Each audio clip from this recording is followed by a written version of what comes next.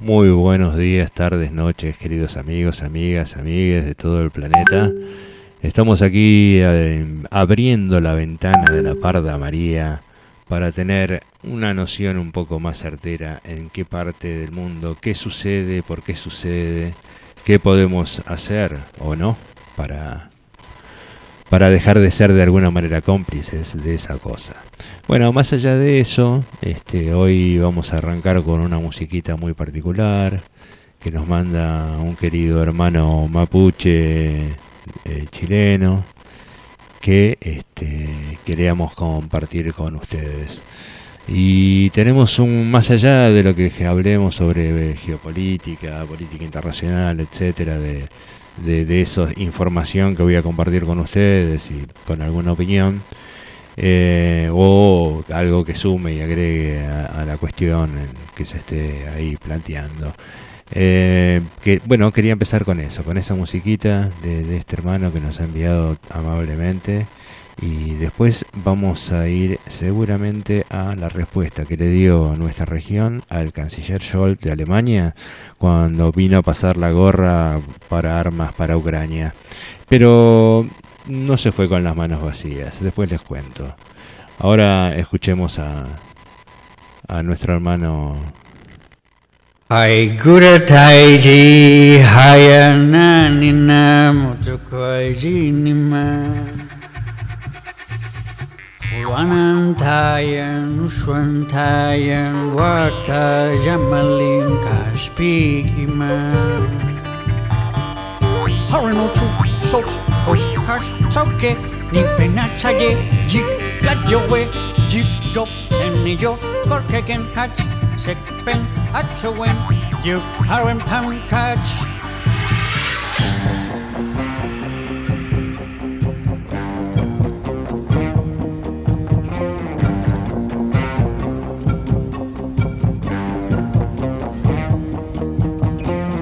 Naira bachansa tax pachatutat kiwa Charkuta hachawil kayuritaina Tulupa wirakucha Maranakan pachansa Hiwaksaks kinkutasa Dawatasa Tunkutasa yuritaina Suma samana hakawix churatsitu Parkstangwa Hichuruk sakantangwa Pachamamaxaru hakirix chulpanaktangwa Haipi pachantu lupa wirakucha Newenwentu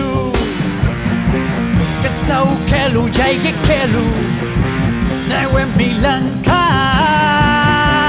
Jaye kelu Dejenua o make Teika te mano taranui Kamo arriba arriba Y te ora o te mato orara Pega poquillo terá, imagínate que tú te va a cabate en una maikipirita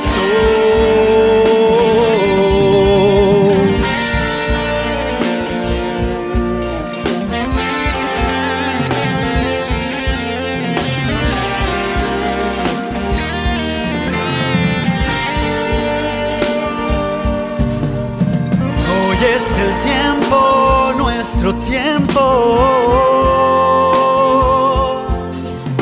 Hombre y mujer unidos en hermandad.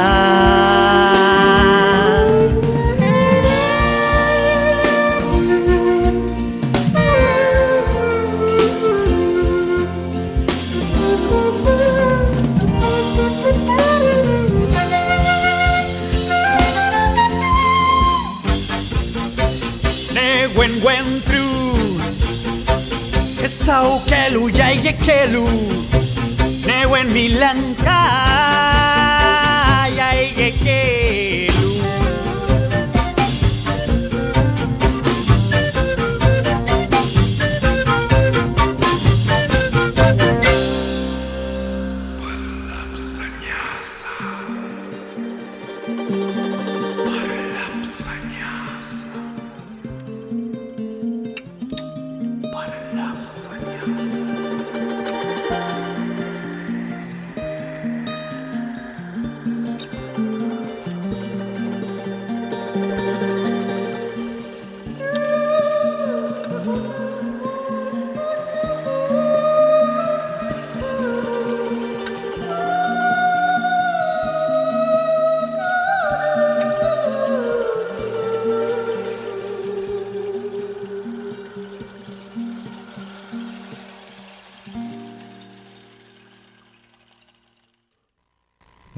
Muchas gracias, Antakari, por este generoso regalo que nos has hecho.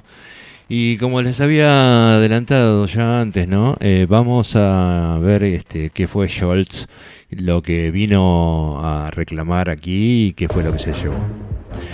Nuevo revés para Estados Unidos en la guerra ucraniana. Brasil, Colombia y sus socios de América Latina rechazan entregar arsenal a Zelensky.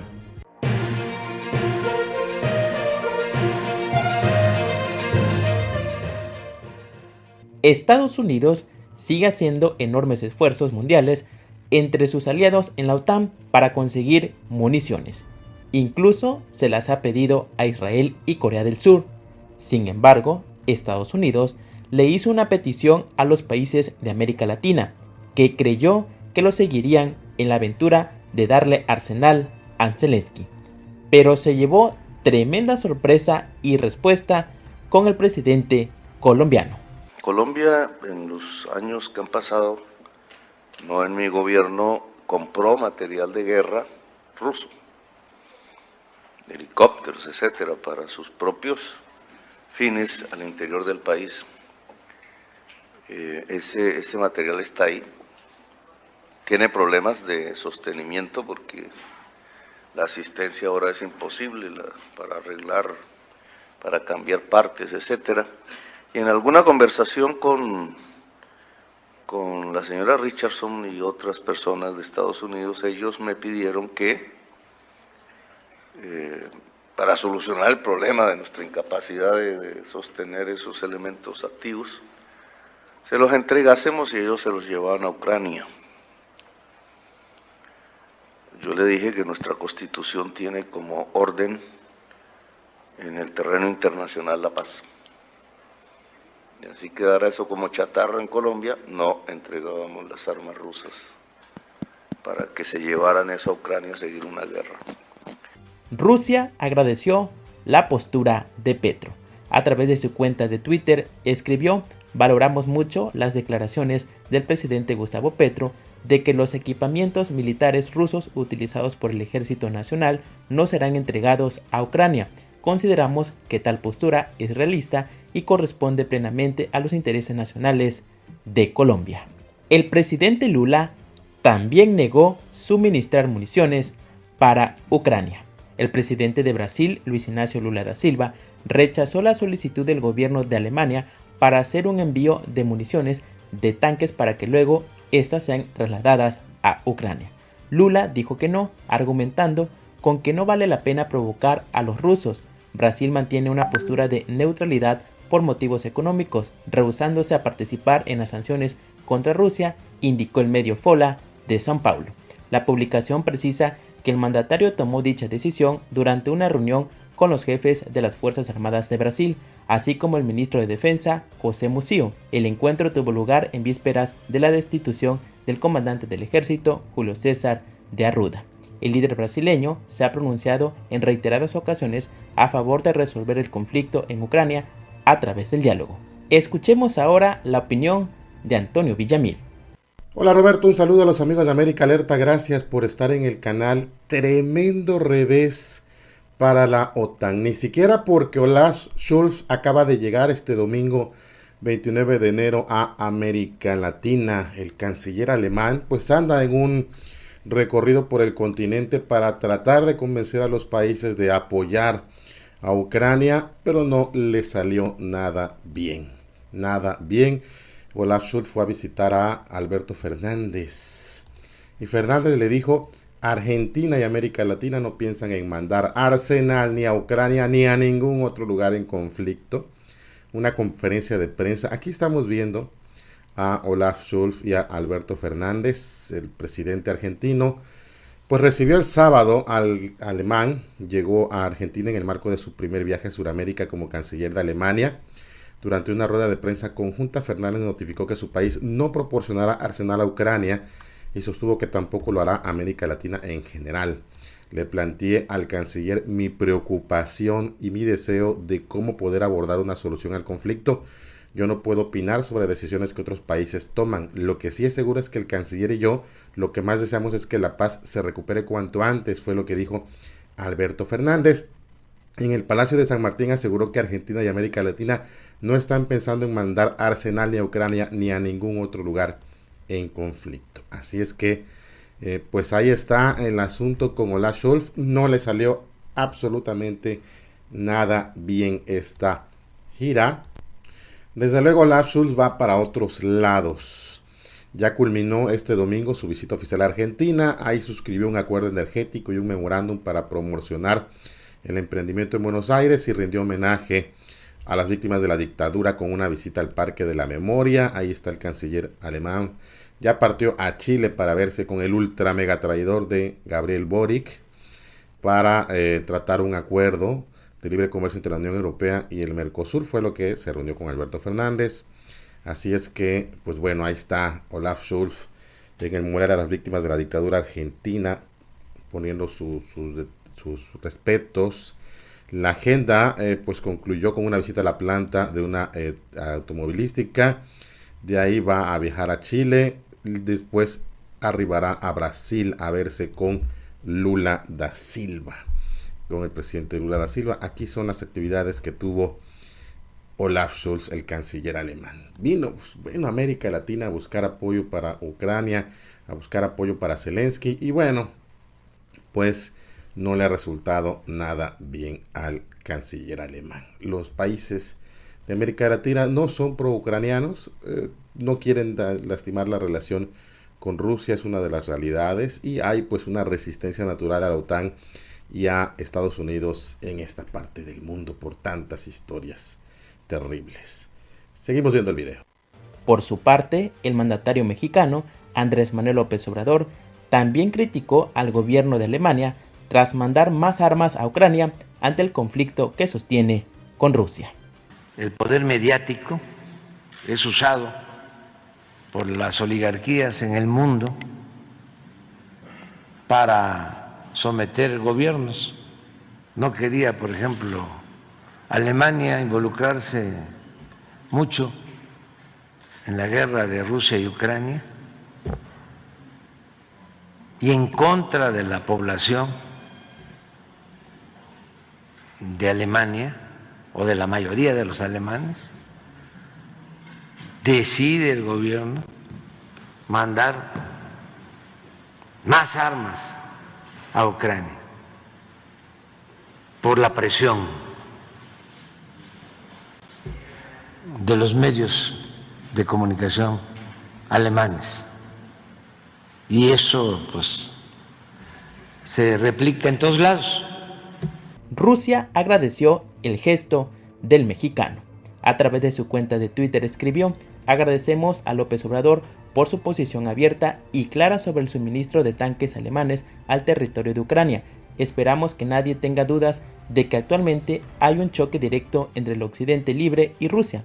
Usted sabe lo que va a pasar con estos tanques, indicó la Embajada de Rusia en México. Gracias por ver este video, no olviden suscribirse, compartir y comentar. No, gracias a ustedes, gente de América Alerta, realmente por los excelentes informes que hacen. Los pueden ver por YouTube, todos los que quieran seguir, tienen mucho material, realmente muy interesante las cosas desde el ángulo que plantean, y bueno, tocan temas fundamentalmente de nuestra región. Como bien dejan claro, ¿no? Les decía antes de empezar a ver este video de que yo no es que vino solamente con este propósito. Por supuesto que también vino a hacer negocios por donde pudiese. Bueno, y acá, al menos en la República Argentina, se fue con las manos llenas de litio y de gas. Dos insumos que, bueno, esta cosa rara que tienen los europeos de tirarse tiros en los pies, mientras fundamentaron su crecimiento industrial en base a energía barata que le proveía Rusia. Cuando están a punto de inaugurar un segundo mega gasoducto que iba por debajo del mar, que el Nord Stream 2, se lo cuetean al uno, al que venía funcionando, porque el otro no lo probaron nunca, por mandato de las corporaciones de Davos y de su fuerza de choque, que es la OTAN. Bueno, obligaron a los gobiernos bastante sumisos y cipayos europeos a arrodillarse ante su socio, entre comillas, pero que ellos llaman socio, pero que los está matando. Con amigos así, realmente para qué hacen falta enemigos. Por un lado les está robando las industrias, le está vendiendo el gas carísimo, y hay una transferencia de recursos hoy por hoy de Europa hacia los Estados Unidos. Y encima después vamos a poner algo también para reflexionar de la política proteccionista tremenda que está aplicando Estados Unidos, y bueno, que eso hace peligrar todavía más a la desindustrialización europea. Realmente una locura. Bueno, pero decía, Scholz no se fue con las manos vacías, se fue con mucho gas, o con todo el gas que le pueda proveer Vaca Muerta, y bueno, entre muchos otros que vienen a succionar de por aquí, ¿no? Eso está claro. Así que bueno, lo que pudo manotear lo manoteó, y sí sé que se llevó también un buen pedazo de litio, que hasta donde sé no va a ser en lo más mínimo industrializado aquí. Lo cual es un síntoma de esas cosas que tiene este gobierno, ¿no? Una de cal, una de arena, o una de cal y 20 de arena, no sé. Porque nada, bueno, ya vamos a tener oportunidad de hablar de nuestra política exterior. Y justamente rompiendo un poco el protocolo y yendo a un tema que yo mencioné desde el principio, que tiene que ver con que tengo muchas ganas de leerles el comunicado público del 31 de enero del 2023 del movimiento mapuche de Pueblo Mapu, que es el MAP, y la UAL de Resistencia Ancestral Mapuche, declaran lo siguiente: a nuestro pueblo nación mapuche y a la opinión pública en general, esto lo van a escuchar nada más que acá, el movimiento autónomo mapuche de Peumalpu, MPA y UAL de Resistencia Ancestral Mapuche, declaramos lo siguiente. Quiñe, denunciamos públicamente al Estado argentino y chileno por la persecución política y jurídica al lonco Facundo Jones Guala, desde el año 2011 en la causa Pisué en Chile.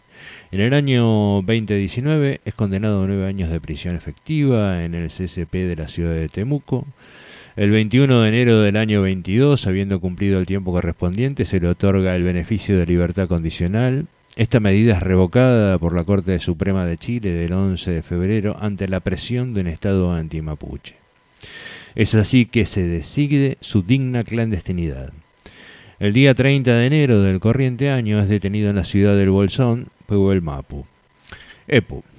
Hoy, 31 de enero del 2023, en la ciudad de Bariloche, el loco Facundo Jones Guala se declara en huelga líquida, asumiendo esta acción y forma de lucha hasta las últimas consecuencias, exigiendo el inmediato traslado a la unidad penitenciaria número 14 de Esquel Chubut, su no extradición a Chile, cese de su persecución política e inmediata libertad. Cula. Hacemos un llamado a la gente consciente, al Puhuenchafui, a las distintas expresiones de resistencia, a los movimientos autónomos de ambos lados de la cordillera, a acompañar y solidarizarse con el desarrollo de esta movilización ante los estados opresores, racistas y usurpadores de nuestro pueblo. Meli, nunca traicionaremos y o negociaremos nuestra línea política planteada por esta organización MAPIRAM, por territorio y autonomía para nuestra nación como camino a la liberación nacional mapuche. Libertad a todos los presos políticos mapuche. Reivindicamos a nuestra gente asesinada por el Estado argentino y chileno. La sangre derramada no será negociada. Desmilitarización de todo el Huelmapu, Huaín Compuche, Marihuechu, Marichihue. Bueno, este es el comunicado, y esto no es parte de una política aislada de parte de los estados latinoamericanos, ¿no? Porque tengamos en cuenta de que aquí también tenemos presa a la líder espiritual del pueblo mapuche de este lado de la cordillera, y sigue estando en estado de no libertad. Si bien es domiciliaria, está en estado de no libertad. Quería, después de esto, ver, un poco también lo de Petro y lo de AMLO, realmente es maravilloso. Desde ya, para mí, hoy por hoy está marcando un camino muy claro, muy disruptivo con el resto. Porque también hay terribles traidores, como lo podemos mencionar a Boric de Chile, AMLO Benítez de Paraguay, y se me está perdiendo, bueno, obviamente el gobierno de Perú, de Dilma Balearte, porque ya ha matado un montón de gente. Por supuesto que, bueno, nosotros nada que ver con eso. Quiero pasar una nota que es muy interesante, que va a un poco el hueso de qué es lo que nos sucede a todos, que tiene que ver con esos mandatos, esas normas que tratan de imponer desde otras latitudes, diciendo, ¿no?, de que por ahí pasa la verdad. Y bueno, cómo contradicen sus propias cosas. Así que vamos con el tema de la libertad. Esto lo tendría que escuchar Bienvenidos y bienvenidas a este canal Diego en la Lucha. Hoy nuevamente con un invitado de lujo. El estadounidense es el profesor Danny Shaw. Él es profesor de la Universidad de Nueva York y realmente especialista en geopolítica, especialista en asuntos latinoamericanos también. Y acá le doy la bienvenida. ¿Cómo andás, Danny? ¿Y a dónde estás en este momento? Saludos, Diego, y a todos los que nos están acompañando. Yo he estado esa última semana en el País Vasco con el movimiento para la autodeterminación definitiva del País Vasco de España, y estoy aprendiendo muchísimo con los amigos nuestros aquí. Bien, bueno, buenísimo. Bueno, yo quería comenzar con una pregunta que es importante y la audiencia creo que va a estar a gusto con esta pregunta, porque la verdad no se maneja mucha información acerca de cómo ve el estadounidense promedio el conflicto en Ucrania. ¿Qué llega a través de los medios? ¿Vos ves una sociedad en general concientizada de lo que está pasando en Ucrania? ¿Es indiferente? ¿No le importa? ¿Está muy pendiente? Contanos vos esto. Sí, bueno, mira, los republicanos y los demócratas siempre dicen que tienen su rivalidad ideológica y sus discrepancias, pero cuando tiene que ver con Ucrania, cuando tiene que ver con la rusofobia, el odio hacia Rusia y el liderazgo ruso, nosotros vemos que están bien unidos. El Congreso, el Ejecutivo, especialmente Biden y su gabinete. Nosotros, por ejemplo, aquí, cuando vayamos a tomar un Uber, existe la opción de tomar el Uber por Ucrania, si queremos. Y un porcentaje de lo que uno paga para el Uber va a ese esfuerzo bélico, porque es una guerra subsidiaria. Pará, yo te tengo que cortar, disculpame que te corte ahí, porque vos me estás diciendo que en Estados Unidos uno pide un Uber y si querés podés pagar más para que ese dinero vaya a Ucrania. ¿Eso dijiste? ¿Te entendí bien? Diego, sí, y discúlpeme que me río, es que la propaganda es fuertísima. Hay banderas ucranianas donde quiera en mi país. Hay personas que no podrían decirte nada de la historia ucraniana, la historia soviética, la historia rusa, pero sin embargo, en todas las iglesias, en todas las alcaldías, hasta los mismos taxis, en nuestros vecindarios, y bumper stickers, lo que se pone atrás en los coches, ¿verdad? O sea, aquí ni siquiera somos libres. Aquí en nuestros barrios, como hemos visto en estos días, la violencia policíaca, como siempre, como asesinaron a Tyre Nichols, como han matado el año pasado por encima de 1,150 de nuestros jóvenes, la gran mayoría afrodescendientes e inmigrantes.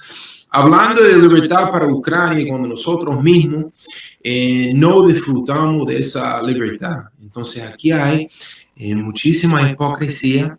Imagínense, ya se calcula que se han mandado entre 115 mil millones de dólares para Ucrania, y yo vi otra cifra del Congreso norteamericano que ya llega a unos 150 mil millones de dólares. que se ha mandado para Ucrania. Entonces, definitivamente... Bueno, para los argentinos que están viendo esto y para los latinos que están informados de la deuda argentina con el FMI, Dani nos está diciendo que Estados Unidos a Ucrania ya le ha mandado el triple de lo que Argentina le debe al FMI. ¿Sí? Que quede claro esto, es demasiado dinero. Y quería preguntarte también, Dani, ya que estamos hablando de la libertad en Estados Unidos, algo tan relativo y a veces hasta difícil de analizar, déjame decirte, digamos que la libertad está más reducida especialmente para los afrodescendientes que para la gente blanca. Así podríamos definirlo, porque vos, digamos, sos profesor, yo voy a hacer un poquito ahora de contraparte, no me voy a poner en el rol opositor y decir, bueno, pero vos sos profesor y tenés voz para hablar, te persiguen a vos en Estados Unidos por hablar así de Ucrania, etcétera, la libertad está coartada de una forma muy matizada, ¿no es cierto? Con referente a que tenés todos los medios corporativos hablándote de una sola cosa. Sí, aquí realmente no hay libertad de expresión, no hay libertad de conciencia, porque ellos tienen monopolios. Ellos controlan el 99.9% de la información, de las imágenes y muchas veces la desinformación, ¿verdad? Por eso la importancia de un canal como el suyo, de un Telesur, de un Hispan TV, porque aquí no tenemos acceso a eso.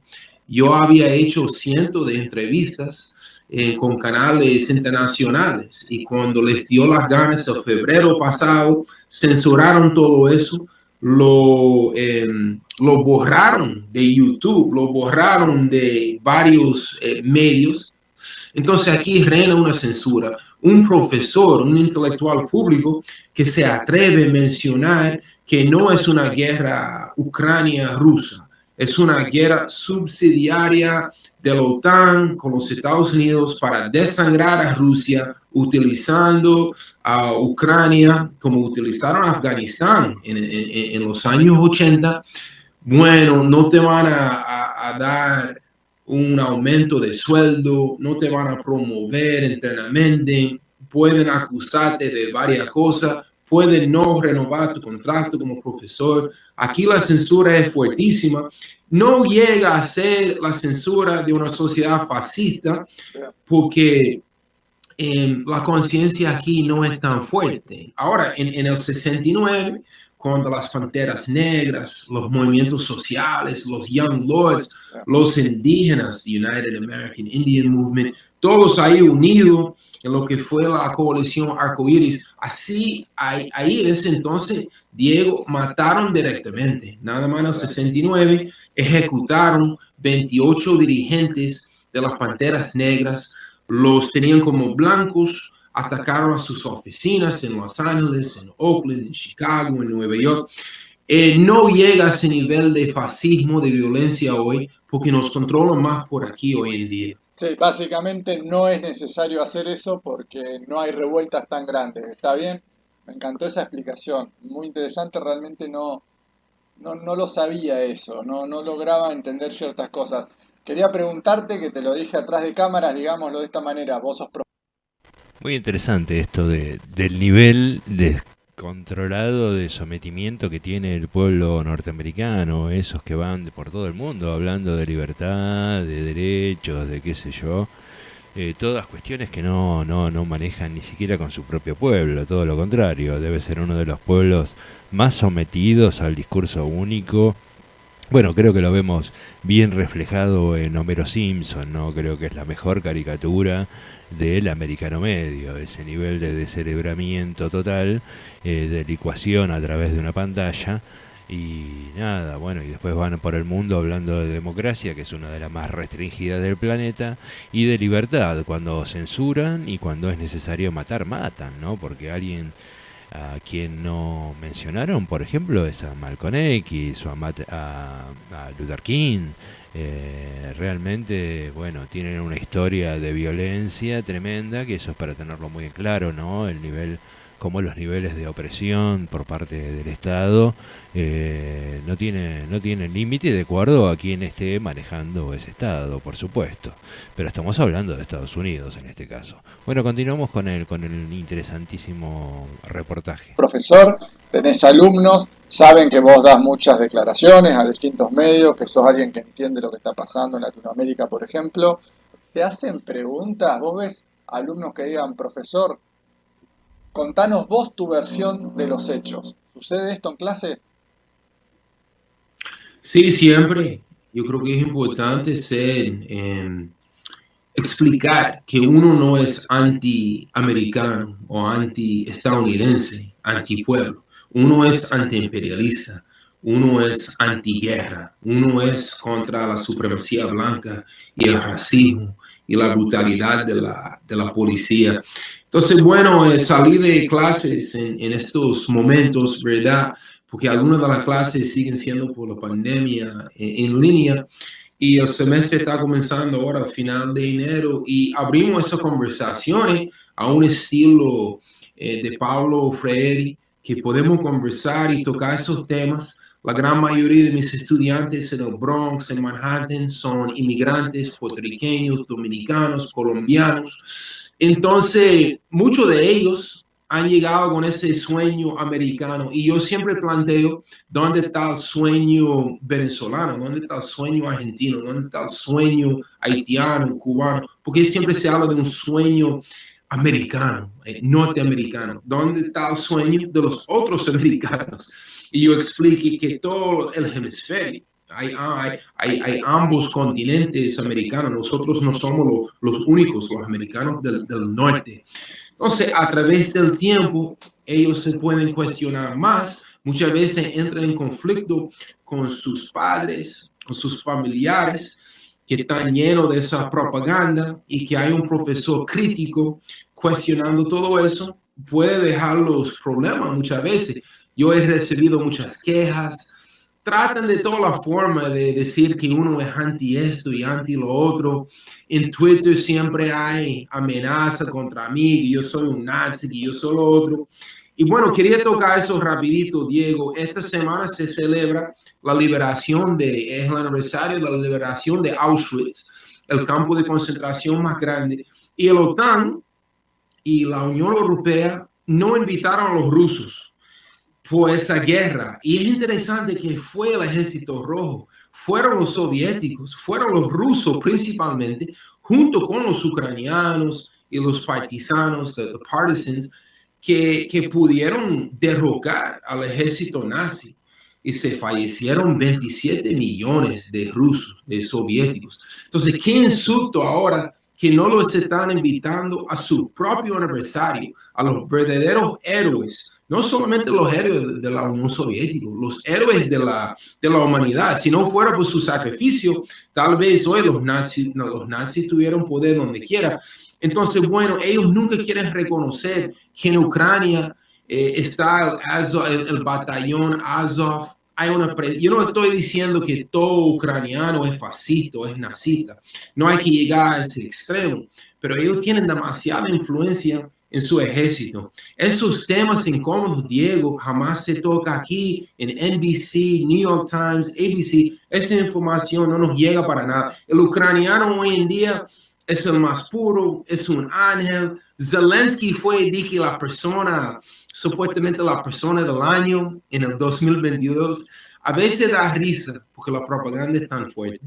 Bueno, eso que me estás diciendo me hace recordar al premio Nobel de Obama, ¿no es cierto? Luego de haber bombardeado 7 países, o sea, una cosa de locos, realmente muy, muy fuerte. La propaganda, la industria cultural de las élites occidentales, que bueno, yo quiero pensar realmente que los pueblos están un poquito más despiertos, si bien los procesos históricos siempre son de avances, retrocesos, pero bueno, yéndome específicamente también a lo siguiente, una pregunta concreta te hago ya que estamos hablando también de Estados Unidos. ¿Puede ganar Trump las siguientes elecciones? ¿Cómo está Biden visto en este momento? Ay, Dios mío, la política norteamericana es una broma. Da vergüenza, porque Trump es un tremendo mediocre, pero él tiene una cierta, entre comillas, carisma para los obreros blancos, para muchos, que son conservadores por su sociología, en términos sociológicos, por su acondicionamiento sociológico, Trump para ellos es el más grande, es como un héroe. Y Trump, un señor que viene directamente de la clase dominante económica, él tiene una ganancia que llega a unos $4,000 millones con todas sus propiedades y inversiones en la bolsa de valores, en Wall Street, en el mercado de bienes y raíces, pero él va como si él fuera otro obrero más, otro humilde más, o sea, y al estilo de los nazis. Vamos a recordar que el partido de los nazis se llamaba así, el Partido de los Trabajadores Alemanes para el Socialismo Nacional, o sea, sonaba como que algo bien de los obreros. Entonces Trump ha podido utilizar esa retórica. Sí, él va a lanzar su campaña. Él no ha vuelto a Twitter, a pesar de que Elon Musk ya dejó que él volviera a Twitter. Ahí está su hijo, Donald Trump Jr., y los demás muy activos en Twitter. Pero el ego de Trump llega tan lejos que él abrió una nueva compañía que se llama Truth Social, la verdad social, entre comillas. Eso es su nueva compañía de redes sociales y ahí está él todos los días tirando a los demócratas que él es una víctima. Interesante, ¿no? Que un multimillonario se puede disfrazar de víctima. Entonces Trump y su ideología, su propaganda ha sido muy bueno en poner el mundo patas arriba, como diría el gran héroe y escritor uruguayo Eduardo Galeano. Difícil que él gane el año que viene porque el FBI, hemos visto las redes sociales, o sea, la verdadera clase dominante, igual que en Brasil, ya no le convenía el bolsonarismo. Yo volví de Brasil, que estaba viviendo allá para las elecciones los últimos meses, hasta octubre. Bolsonaro, Trump, ellos tienen una falta de inteligencia, entonces la clase capitalista se queda con ellos hasta asombrado. Trump, imagínense Trump sin el permiso de nadie, fue allá y se reunió 2 veces con Kim Jong-un de Corea del Norte. Eso fue imperdonable para los capitalistas, que ellos lo que quieren es guerra y recolonizar a Corea del Norte, a Rusia, a Vietnam, a China, y que Trump, actuando de una forma muy individualista, vaya allá para hablar de inversiones de sus hoteles. Eso es algo que no se escapa a la clase dominante. Ellos no van a perdonar eso. ¿Cómo se nota, no, la diferencia entre los globalistas y Trump, por un lado? Pero a la vez tenés a Trump salido también del establishment estadounidense, multimillonario, una élite estadounidense, pero tenemos a las élites occidentales, a los grandes banqueros que vienen hace siglos amasando fortuna, como hemos conversado también con otros invitados aquí, los dueños de los grandes fondos de inversión estadounidenses y europeos, que son más que Trump. O sea, hablando de que Trump es realmente multimillonario, muy poderoso, pero esta gente es la que realmente maneja la torta en Occidente, y por las palabras que me acabas de decir, porque nombraste al FBI, estamos hablando de que Trump podría llegar a ser excluido quizás de la competencia presidencial. Quiero aclarar que tengo por lo menos 2 apellidos para mencionar lo que Diego está diciendo, ¿no?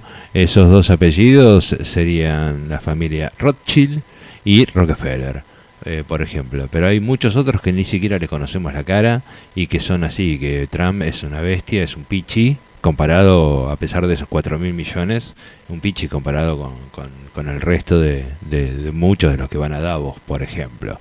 Escuchemos la respuesta de Dani. De alguna manera. Eso es lo que han tratado de hacer eso. Él sigue con sus movilizaciones y llegan a veces miles y miles de apoyadores, pero él se está enfrentando, o sea, su retórica hasta un cierto grado tiene algo de verdad. Él se está enfrentando con los verdaderos insiders. Ellos lo ven como un peligro. Ahora nosotros, desde el punto de vista del antiimperialismo y la izquierda y el socialismo, jamás pensábamos que la verdadera clase dominante iba a sentir el peligro y la amenaza más por la derecha y el fascismo, y en este caso la extrema derecha. Entonces han tomado muchos medios de censura contra Trump. Se está dando esa dialéctica, esas contradicciones. Bien, de alguna manera quizá para el resto del mundo esta contradicción o este enfrentamiento o antagonismo que hay en Estados Unidos entre los globalistas y por otro lado Trump, nos convenga quizá, ¿no? Que haya disturbios entre ellos y que mientras tanto Latinoamérica quizá no le pongan las garras tan encima, si bien siempre están aquí. Ahora bien, Dani, te quería preguntar, porque bueno, vos sos un especialista, la última entrevista que te hice, vos estabas en República Dominicana, estabas ahí en la frontera con Haití. ¿Qué está pasando en Haití en este momento? Porque es como que de los medios desapareció el tema Haití. Contanos un poquito. Sí, eso es algo muy frecuente. Cuando hay una gran crisis, ellos mencionan a Haití por 2 o 3 días y después no vuelven a mencionarlo de nuevo. La situación en Haití sigue muy difícil. Hay muchos dirigentes sociales que no pueden llegar de un barrio a otro para organizar las comunidades. Los pandilleros tienen un gran control. Hay 500,000 de armas ilegales que han caído en las manos del lumpen proletariado, específicamente en Puerto Príncipe, una ciudad de 2.5 millones de habitantes.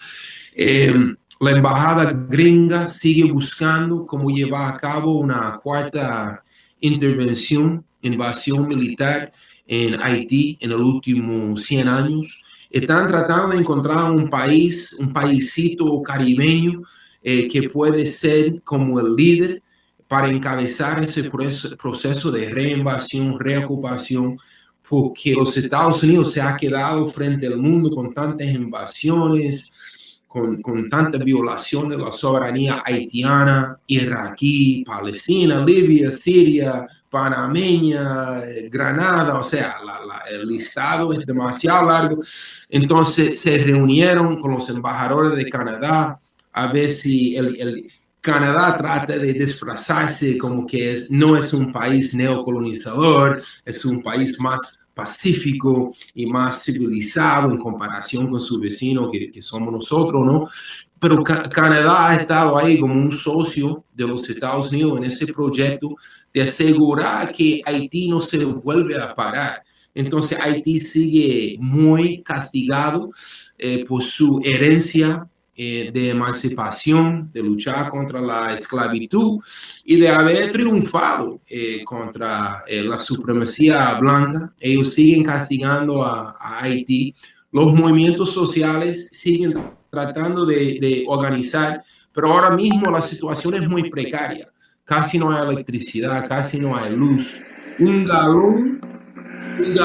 solo galón de gasolina llega fácilmente hoy en día a $25 norteamericanos en Haití. La moneda nacional, el GUD, está en 148 para $1. Entonces el pueblo está pensando en cómo pueden comer.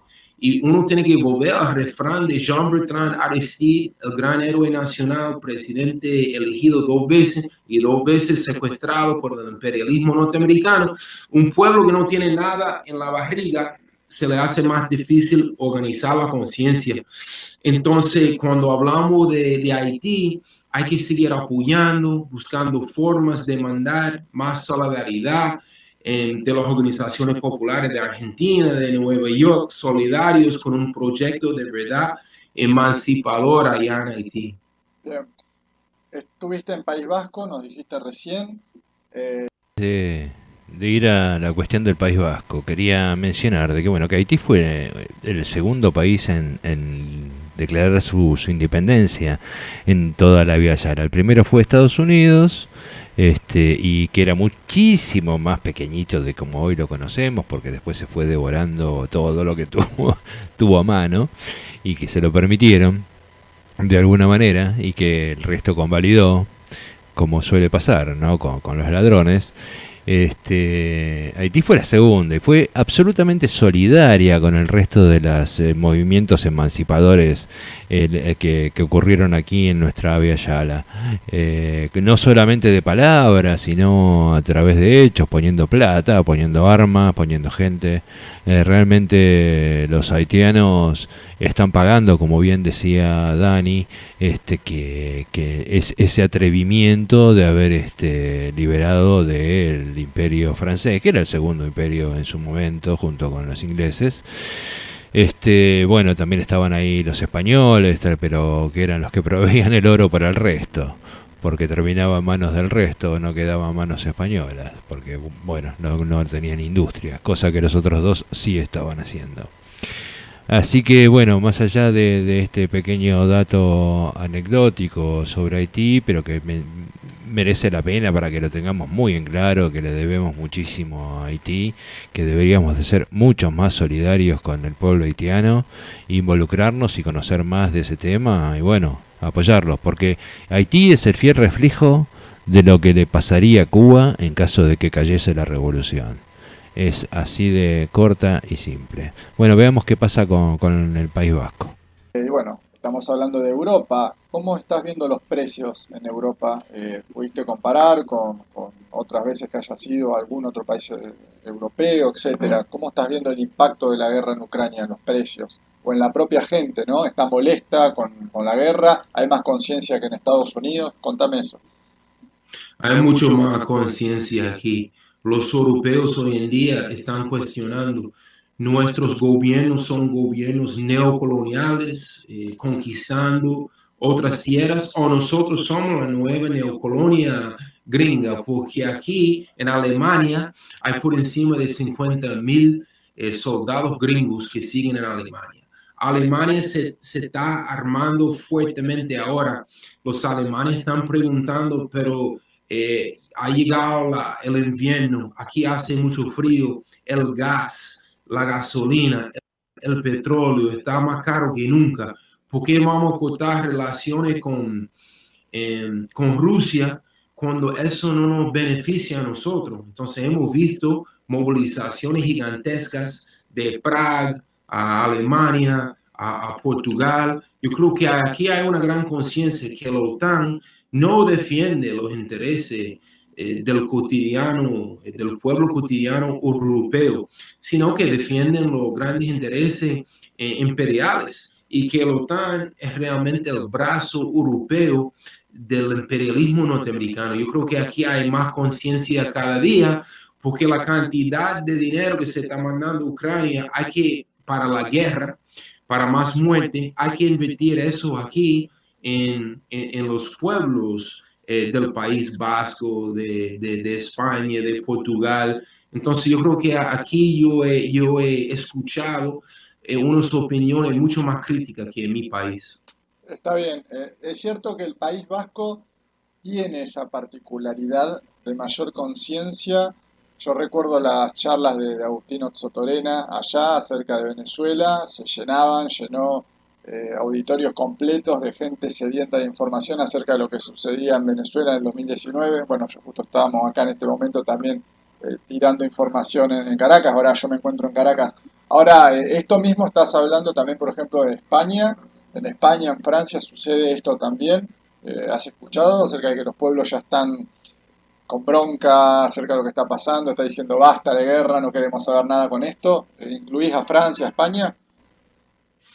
Sí, bueno, no se puede comparar el nivel de conciencia en un pueblo colonizado, ¿verdad? Porque los vascos siguen anhelando su verdadera autodeterminación. Es la primera vez que yo estoy en Bilbao, Indonesia, y bueno, me recuerda a Irlanda. Todavía hay 6 provincias de Irlanda que siguen ocupados por los británicos, que no están libres. Entonces, para mí es interesante entrar en cualquier bar en el País Vasco. Ahí están los retratos de los presos políticos.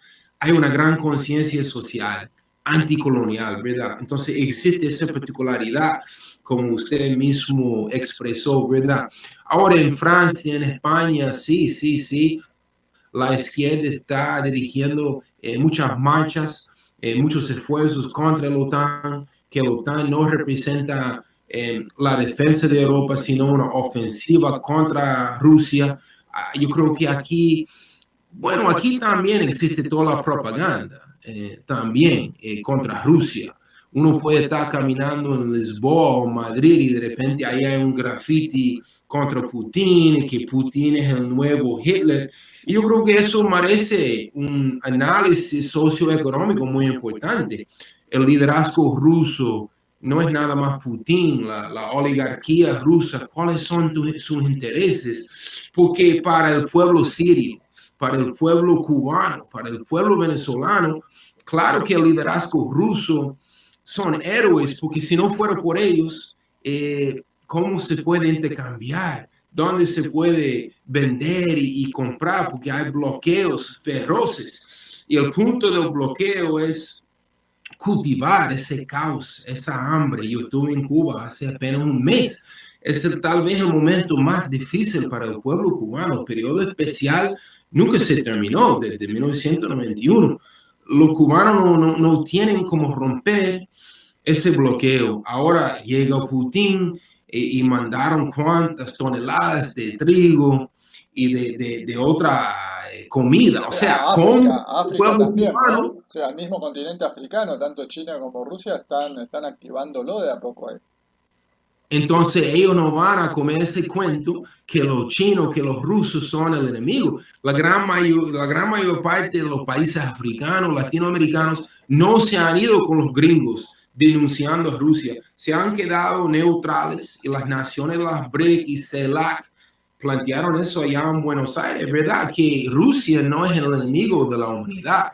No estamos a favor de la guerra. Reconocemos que muchas familias ucranianas han sido desplazadas, han sido asesinadas, pero guerra es guerra y una guerra subsidiaria. Creo que la pregunta importante sería, si no fuera por el OTAN y la ayuda que viene de los Estados Unidos, la cifra que nosotros ya, 150 mil millones de dólares, ¿en qué estuviera esa guerra hoy? No sería una guerra.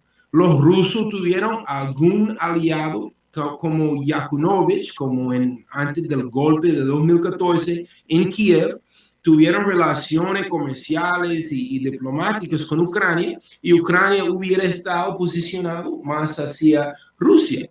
La guerra no vino nada más de Rusia. No estoy diciendo que Putin, los rusos son tan inocentes, porque en la guerra nadie es inocente.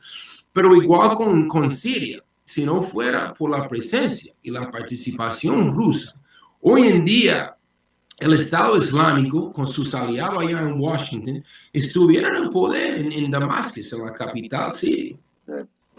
Para ir terminando, Dani, una pregunta te hago. Si yo te pregunto, ¿vos sos un perseguido en tu país? ¿Has recibido amenazas literalmente por todo este trabajo que haces en Estados Unidos? Bueno, siempre que nosotros salgamos a manifestar, ahí está la policía con sus palos, claro, nos echan las cosas en los ojos, los gases lacrimógenos, me han roto cuantos dedos cuando agarro a otros compañeros que quieren llevar presos. Tenemos todas esas historias de brutalidad, específicamente contra los compañeros negros y inmigrantes. Pero nosotros seguimos organizando. Yo en lo personal he estado preso unos 11 veces, pero nosotros hacemos eso desde principios. La represión verdadera va a volver en el momento que lo merecemos. Yo creo que como la izquierda todavía no es tan grande como los años 60 y los principios de los 70, la represión no es tan fuerte.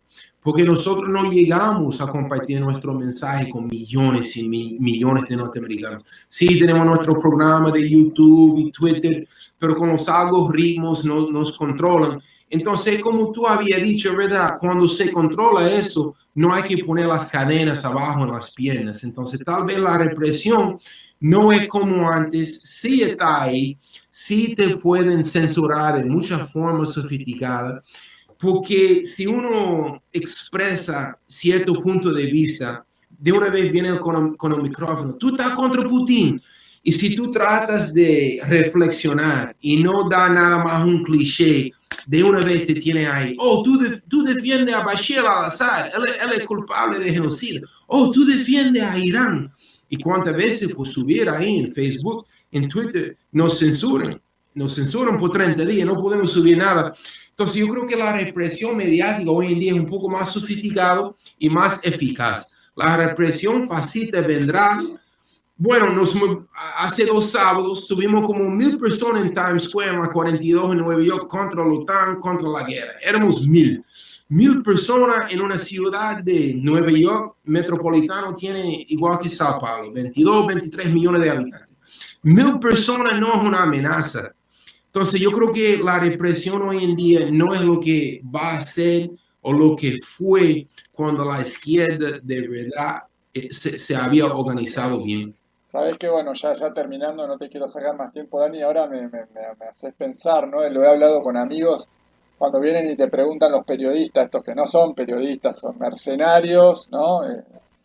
Siervos de las grandes élites, cuando vos te preguntan, ¿vos estás con Putin? Y yo creo que es la hora que nosotros no nos pongamos en el rol de si tenemos que responderle porque es periodista. Es la hora de repreguntarles a ellos y dejarlos en evidencia. ¿Y vos sos de lo que está a favor del bombardeo a Palestina, del bombardeo a Yemen, del bombardeo a Libia?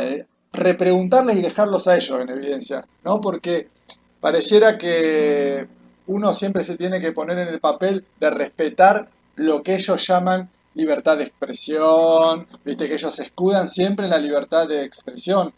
Y sabemos muy bien que son operadores políticos. Rafael Correa los ha expuesto muy bien muchas veces este tipo de cosas.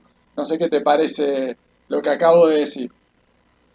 No, yo estoy de acuerdo 100% y da vergüenza que una gran parte de nuestra izquierda no cuestiona a la OTAN, no cuestiona el golpe en Kiev de Maidán en el 2014, el Partido Verde, no el Partido Verde completo, pero algunos de sus dirigentes y otros partidos que se llaman autotitulan socialistas no están cuestionando nada y están completamente a favor de esa guerra subsidiaria con Zelensky y han comido ese cuento. Y yo creo que da vergüenza y me recuerda a una parte de la izquierda en el 2003 y en el 1991 con la primera invasión a Irak.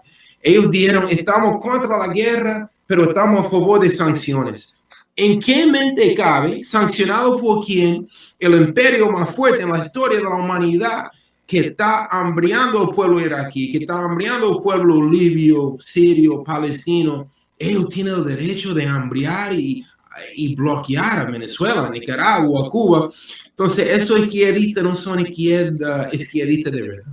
Exactamente, totalmente de acuerdo con vos. Bueno, mira, Dani, si querés decirle algo a la audiencia para ir terminando, te agradezco por supuesto tu tiempo, un lujo tenerte acá, es la segunda vez, tengo la suerte de tenerte aquí. Decime si querés decirle algo a la audiencia, si no, terminamos acá. Sí, imagínense, yo lo que soy otro hijo humilde de la clase trabajadora de mi país, de una madre soltera, pero cuando yo tenía apenas 9, 10 años, ella puso en mis manos un libro de Malcolm X, de tu compueblano, tu compatriota Ernesto Che Guevara, del mismo Gaddafi, de la lideranza cubana, y eso fue el proceso de yo ver el mundo. Entonces yo nunca me identifiqué primero como norteamericano o estadounidense, yo siempre me identificaba con la humanidad, como internacionalista. Entonces, como decían en Cuba y siguen diciendo hoy, ¿verdad? Seamos como el Che, seamos internacionalistas y que seamos capaces de sentir el dolor ucraniano, ruso, iraquí, cubano. Es un insulto, un ultraje contra uno, es un ultraje contra todos. Entonces, esos son nuestros principios que vamos a defender hasta el final, y esos refranes de hasta la victoria siempre son más importantes que nunca. Gracias a Diego, gracias a Dani, la verdad espectacular lo que acabamos de escuchar.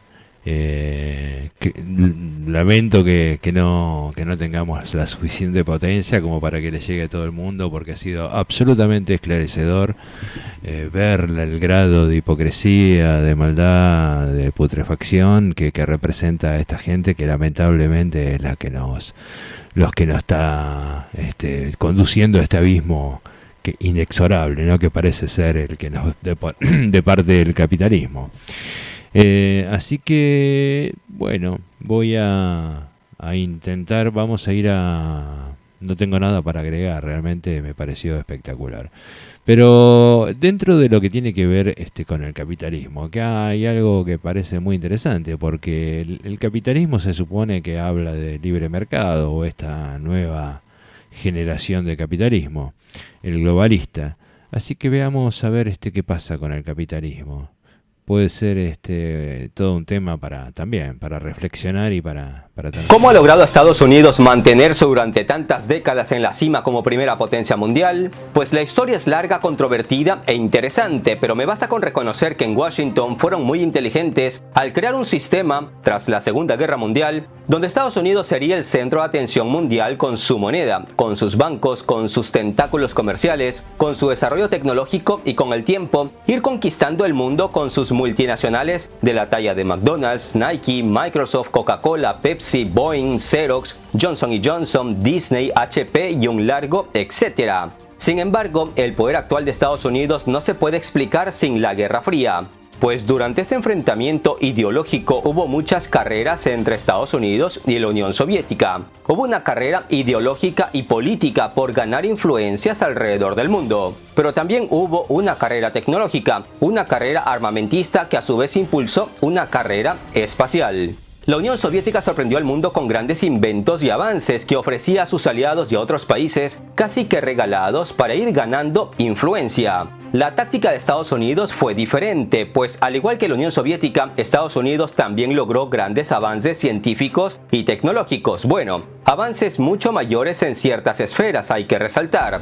Pero en lugar de ofrecerlos a sus aliados y al mundo en general a precio de tamal de 3 días para ganar influencia, ellos, al ser capitalistas, hacían grandes negocios con sus desarrollos tecnológicos. Con lo que mataron 2 pájaros de un tiro, ganaron mucho dinero y al mismo tiempo influencia en decenas de países.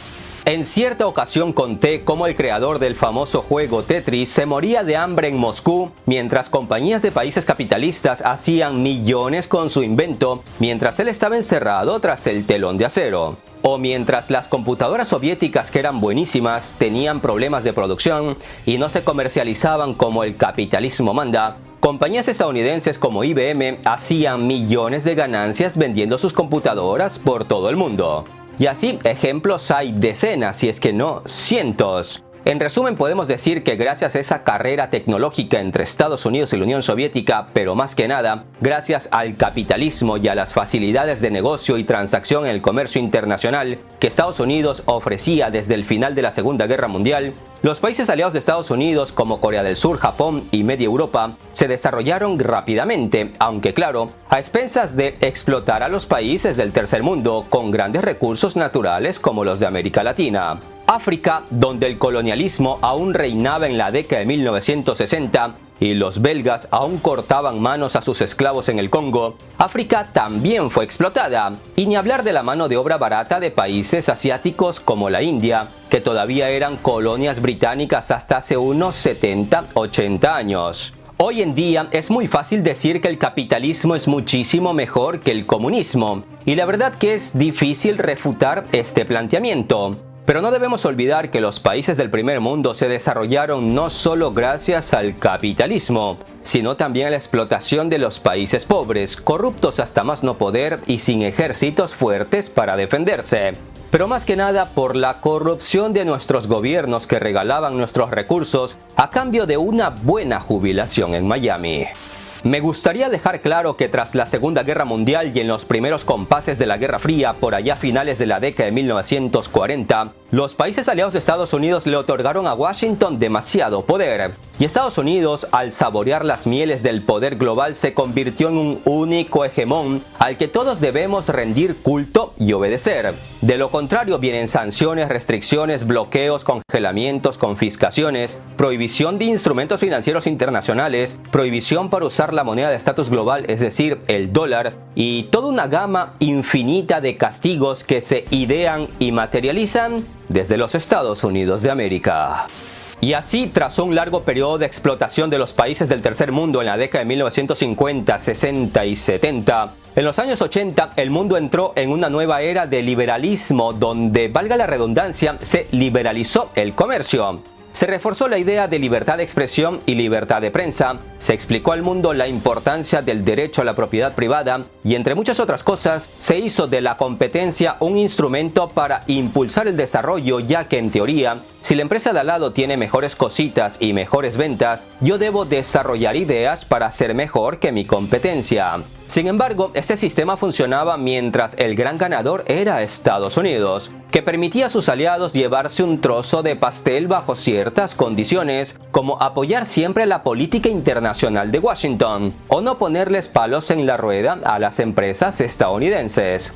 Pero cuando China, un país que no está dispuesto a alinearse con las ideas de Washington, irrumpió inesperadamente en el mundo con sus productos y servicios, en Estados Unidos las ideas del neoliberalismo y el libre comercio empezaron a parecerles ya no tan beneficiosas. Estados Unidos puede compartir el pastel con quien se alinee con ellos y no estorbe, como lo hacen los países de la Unión Europea. Pero Estados Unidos no está dispuesto a compartir el pastel con quien quiera hacerle competencia directa sin alinearse con ellos, como lo está haciendo la República Popular de China. Cuando Donald Trump llega al poder en el 2016, entiende el problema chino e inicia una guerra comercial con el gigante asiático. Pero esta guerra comercial no fue tan significativa a nivel global. El verdadero cambio que hizo mover los cimientos de la economía y de las finanzas globales empezó en el 2022, año que muchos consideran como el año en que el mundo entró en una economía de guerra, donde todas las grandes potencias mundiales se pelean por salvaguardar su seguridad nacional e influencias en otras regiones, lo que a su vez está abriendo camino a la multipolaridad, es decir, entramos a una era donde la distribución del poder político, militar y financiero global ya no recaerá solamente en Estados Unidos. En pocas palabras, el mundo entero dejará de bailar solo bajo la música de Estados Unidos. Y bailaremos paso doble, paso triple, música oriental, un poco de samba. Bailaremos bajo el ritmo de la balalaika, al sonido de los mariachis y hasta una cumbita de vez en cuando. Perder la hegemonía dejaría al país de las libertades tambaleándose. No en vano, las alarmas suenan desde hace algún tiempo en los Estados Unidos de América. Mi gran amigo Sun Tzu, en su libro El arte de la guerra, decía que cuando un animal es acorralado, este siempre luchará hasta el final. Instinto de supervivencia le llaman. Y es justamente ese instinto de supervivencia el que se ha activado en Estados Unidos. Pues en medio de estos cambios geopolíticos y económicos globales que se están desarrollando alrededor del mundo en pos de la multipolaridad, Estados Unidos sigue luchando por no perder su papel hegemónico. Una de las variadas estrategias que Estados Unidos está usando para no perder su hegemonía se lanzó el año pasado bajo el nombre de Ley de Reducción de la Inflación, que incluye una estrategia industrial agresiva. Lo curioso y paradójico es que esta nueva estrategia contradice al neoliberalismo y al libre comercio que tanto han pregonado por décadas. Y esa estrategia se llama proteccionismo. El proteccionismo no es otra cosa que una política económica aplicada por un Estado para proteger y favorecer a sus productores e industrias nacionales frente a la competencia de los productos extranjeros. Este nuevo proteccionismo estadounidense, que repito, contradice al sistema de libre comercio, está contagiando al resto de potencias mundiales, aliadas y rivales. Y no son pocos los expertos que creen que los daños que causará dicha política a largo plazo podrían ser mucho mayores que sus beneficios a corto plazo. Estimados amigos, soy Gabriel Bulgakov y este video podría acabarlo aquí, pero resulta que hoy tengo unos datos de verdadero impacto que me gustaría compartir con ustedes. Agárrense de la silla y empecemos. Para que el video no se haga aburrido y no parezca que estoy hablando en chino, en ruso o en cubano chico, empecemos por explicar algunos términos que luego le servirán para sorprender a alguien en alguna fiesta familiar o de fin de semana. Y es que mucho escuchamos hablar del libre mercado, pero ¿qué es esa vaina, chico? Pues el libre mercado no es otra cosa que un sistema en el que el precio de los bienes y servicios se rige por la ley de oferta y demanda. El libre mercado, para su implementación, requiere de la existencia de la libre competencia, lo que a su vez requiere que entre los participantes de una transacción comercial no haya coerción, ni fraude, ni sanción, ni bloqueo, ni congelamientos o confiscaciones. Y uno de los puntos más importantes, al menos en la teoría, es que el libre mercado debería funcionar sin ninguna intervención del Estado o de algún tercero que quiera intervenir en el precio. Es decir, si yo te vendo petróleo al precio dictado por el mercado, que es digamos $90, no puede venir tu papá a decirme que solo pueden comprarme el petróleo a no más de $60. porque en ese caso alguien estaría interviniendo en el precio del mercado y eso ya no sería libre mercado. O si A y B país tienen negocios desde hace tiempo, llamémosle Rusilandia y Turquilandia, y viene Estados Unidos y le dice a Turquilandia: no puedes seguir haciendo negocios con Rusilandia, porque si no, te castigo. Eso es intervencionismo y tampoco podemos hablar aquí de respeto a la libertad de elegir, ni de libre comercio, ni de nada de esas teorías del capitalismo. No sé si me explico. Una vez entendido el concepto de libre mercado, recordemos otra vez lo que es el proteccionismo. El proteccionismo es una política económica contraria al libre comercio, ya que en este sistema el Estado se encarga de proteger y favorecer a sus productores nacionales frente a la competencia de los productores extranjeros. Por ejemplo, si un producto extranjero es más barato que un producto nacional, entonces el Estado pone un arancel, que no es otra cosa que un impuesto extra a ese producto extranjero para encarecerlo, y la gente prefiera comprar el producto nacional. Con los aranceles, un Estado logra principalmente dos cosas. Primero, que el producto nacional sea más competitivo que sus análogos extranjeros. Y segundo, con esa tasa de impuesto a productos extranjeros, el Estado ingresa más dinero a las arcas públicas. Como resultado, las empresas extranjeras se ven perjudicadas y las empresas nacionales favorecidas. Además de que el Estado ingresa un dinero extra. Es decir, el Estado se encarga de proteger a sus empresas. De ahí el nombre, proteccionismo. Otra táctica del proteccionismo para proteger la industria y productos nacionales es aplicar subsidios a sus productos. Un subsidio no es otra cosa que una ayuda extraordinaria por parte del Estado a un bien nacional con el afán de que las empresas reduzcan el precio final y sean más competitivas ante productos extranjeros. Volviendo al ejemplo anterior, si un producto extranjero es más barato que un producto nacional, el Estado puede aplicar subsidios al producto nacional en forma de ayudas financieras o fiscales, para que los productos nacionales bajen de precio y sean más atractivos para el comprador local.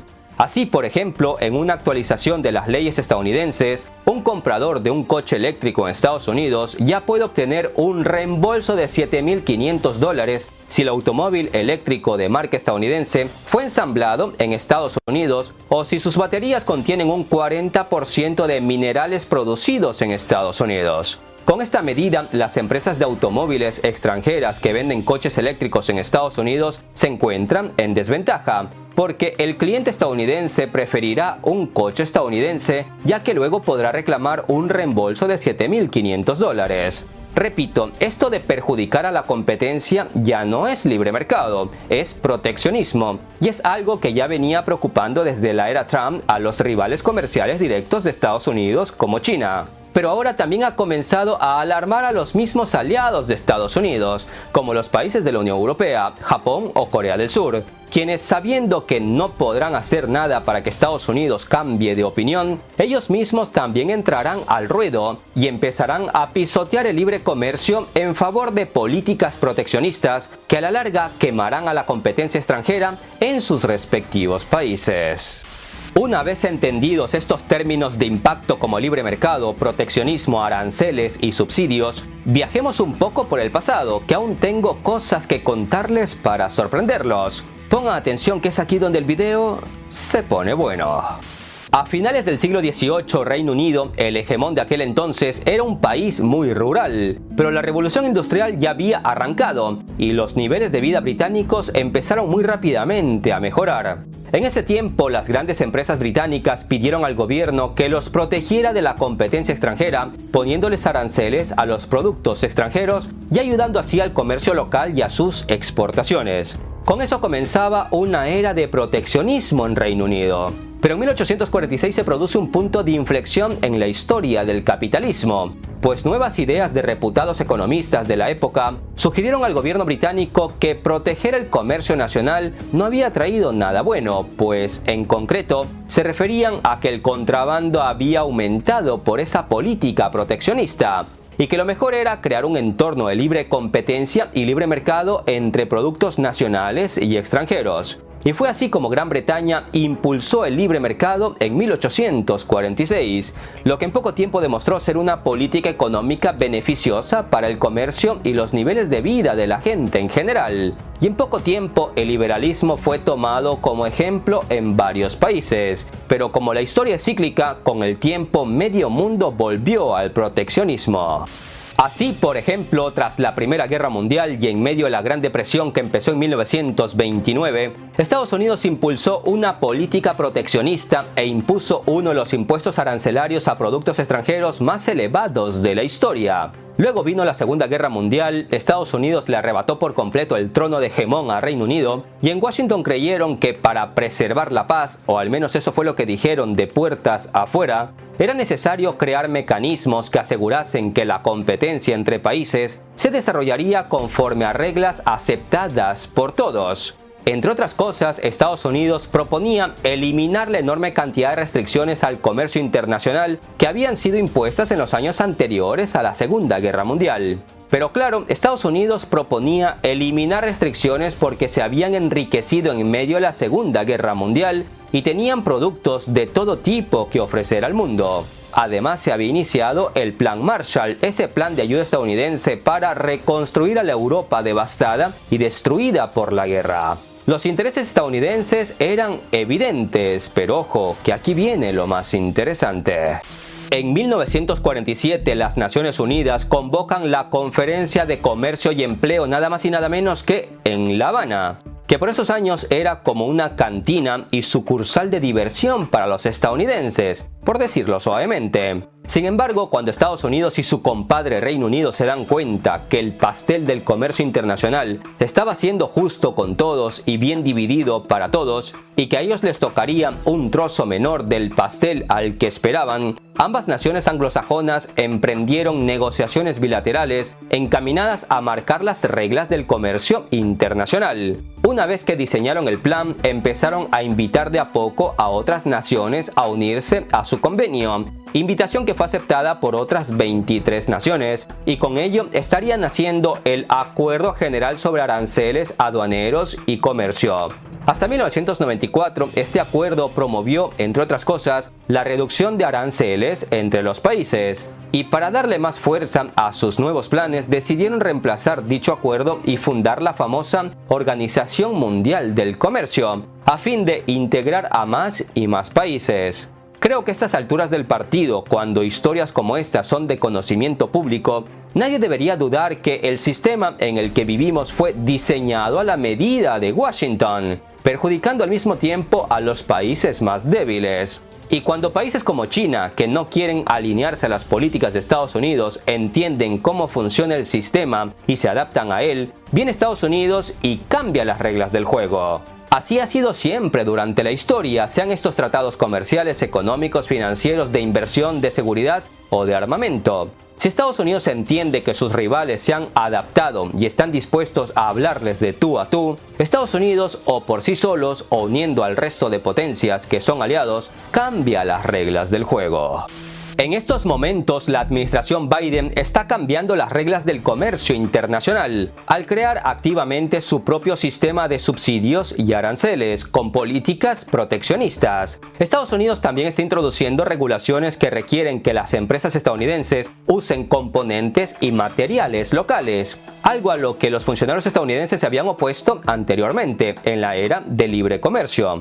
Según una ley aprobada el año pasado, el gobierno de Estados Unidos planea invertir más de $1 billón durante los próximos 10 años en industrias como semiconductores, energía renovable y tecnologías verdes. En teoría, no hay nada de malo, lo malo es que se use el proteccionismo para cerrar las puertas a jugadores extranjeros. Muchos políticos en Washington, tanto demócratas como republicanos, ven estas medidas como una respuesta natural y razonable a las circunstancias del nuevo mundo en el que vivimos. Muchos políticos en Estados Unidos creen que solo una política proteccionista de este tipo permitirá a Estados Unidos proteger su industria, defenderse del desafío de una China en ascenso, al tiempo que apoyan iniciativas ambientales. Sin embargo, los aliados de Estados Unidos, tanto en Europa como en Asia, se encuentran en una situación inusual, pues estas medidas de su gran amigo, aliado y señor están perjudicando a sus propias industrias. Estados Unidos era el país que ellos antes veían como un paraíso de libre comercio, pero ahora en Washington están dando un enorme giro al proteccionismo. Como resultado, puede comenzar una carrera de subsidio entre países aliados y rivales, lo que significa que la unidad del comercio internacional se verá sacudida, los precios al consumidor subirán y la innovación se ralentizará.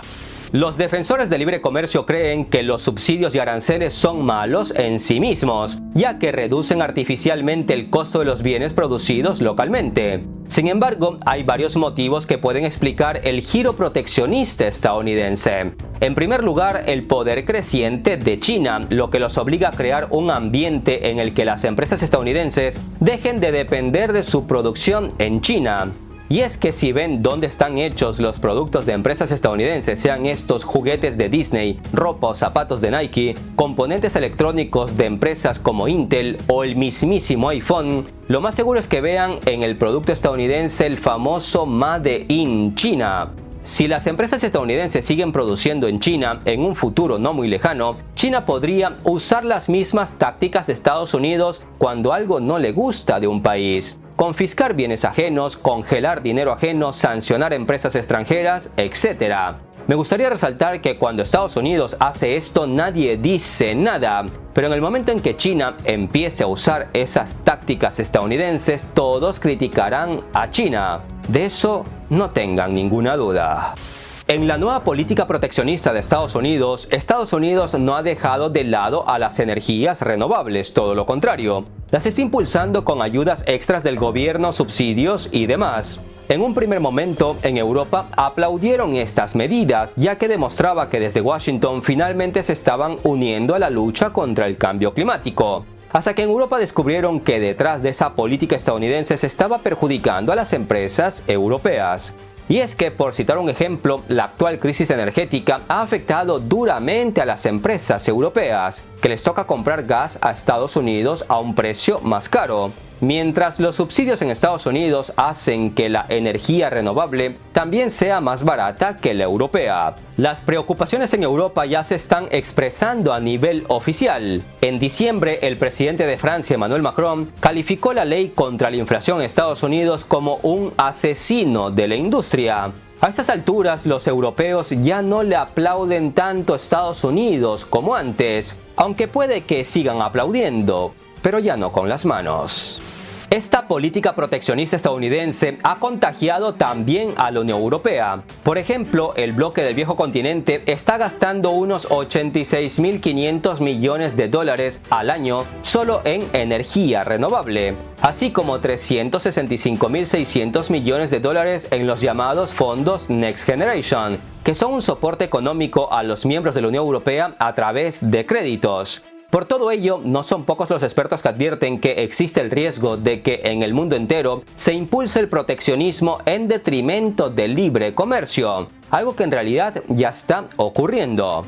Ante estos temores, tanto desde Estados Unidos como desde la Unión Europea, recuerdan que ellos son socios estratégicos y que están comprometidos con el diálogo para evitar niveles de alta tensión comercial. Y mientras todo esto ocurre, China no dice nada, y cuando los chinos callan es porque observan desde lejos con los ojos bien abiertos para entender por dónde van los tiros y adaptarse rápidamente a las nuevas reglas occidentales, que son cambiadas por Estados Unidos cuando siente que el enemigo le está soplando la nuca.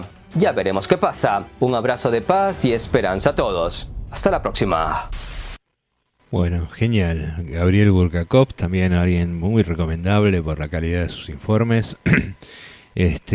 Con esa visión tan particular. Yo creo puntualmente, bueno, acá los compañeros peronistas seguramente estarán en su gran mayoría a favor de una alta regulación.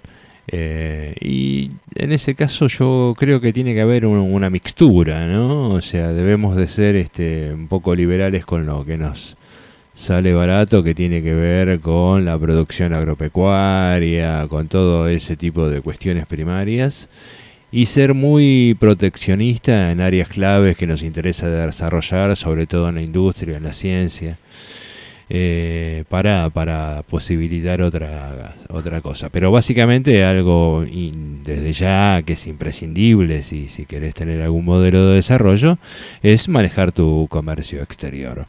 Porque si eso no lo haces, no tenés acceso a ningún tipo de financiación para desarrollar nada de lo que a vos como país que te parezca estratégico, como bien podría ser tener una buena flota de pesca por un lado y por otro lado de protección a nuestros recursos hitícolas, ¿no? Que no vengan a depredar nuestro mar acá. Para ello hace falta muchos barquitos, para eso tenemos los astilleros, tenemos la gente, lo que falta es la voluntad política y un poco de creatividad. Hace mucho tiempo que está durmiendo en el Congreso de la Nación una ley que se presenta prácticamente todos los años, que tiene que ver con la generación de una flota, de retomar aquello que Menem dilapidó como patrimonio de todos los argentinos, que era nuestra querida Elma, y hoy de alguna manera transformarlo en otra Elma, ¿no? Una Elma que tenga que ver con todo la logística en general, una empresa logística a través de cualquier medio multimodal para la Argentina. Eso está presentado ya hace muchos años, llega a tomar estado parlamentario, pero después duerme en los cajones. Todos estos proyectos, no tenemos en el Congreso muchos lobistas del pueblo, lamentablemente, son casi todos lobistas de las corporaciones. Vamos a pegarnos una vueltita por nuestro continente. Si bien no salimos de ahí porque Estados Unidos, lamentablemente, pero es parte del continente. Veamos qué pasa con Dilma Boluarte o Baliarte en Perú. Porque Petro y Arce han salido bastante fuerte con ella.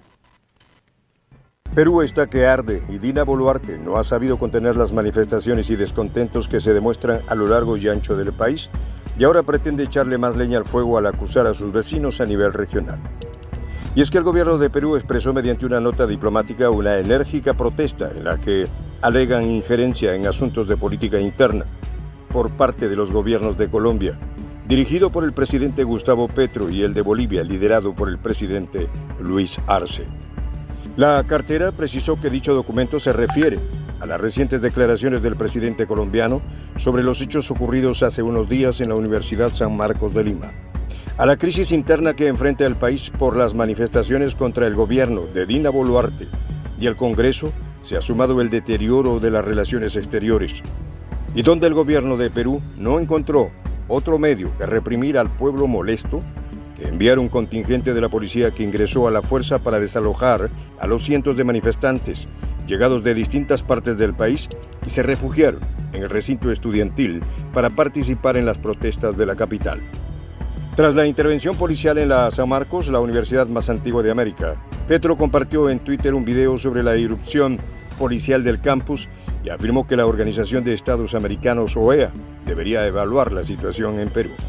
Horas después, el primer ministro de Perú, Alberto Otárola, le respondió en un mensaje en el que exhortaba al mandatario a ocuparse de sus asuntos.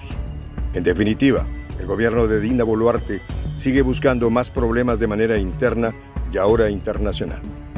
El anuncio de la Cancillería sobre esta nueva nota entregada a la Embajada de Colombia en Perú se divulgó horas después de que la cartera anunciara que está evaluando tomar acciones ante actos de injerencia por parte del presidente boliviano Luis Arce, quien se refirió este domingo a la crisis que atraviesa Perú. Y es que Boluarte parece querer tapar el sol con un dedo cuando realmente el país se encuentra en llamas. En su intento por apaciguar la situación, el Ministerio del Interior de Perú informó que fueron liberados 192 de las 193 personas arrestadas en la intervención. Al respecto, el presidente de Bolivia, Luis Arce, dijo en un evento en La Paz lo siguiente: tenemos al pueblo peruano en una lucha por recuperar su democracia y también por recuperar el derecho a elegir un gobierno que los represente. Las cancillerías de Bolivia y Colombia no han reaccionado públicamente a estas notas de protesta de Perú. Sin embargo, junto con México han levantado su voz contra los maltratos que vive hoy en día el pueblo peruano que lucha por su democracia.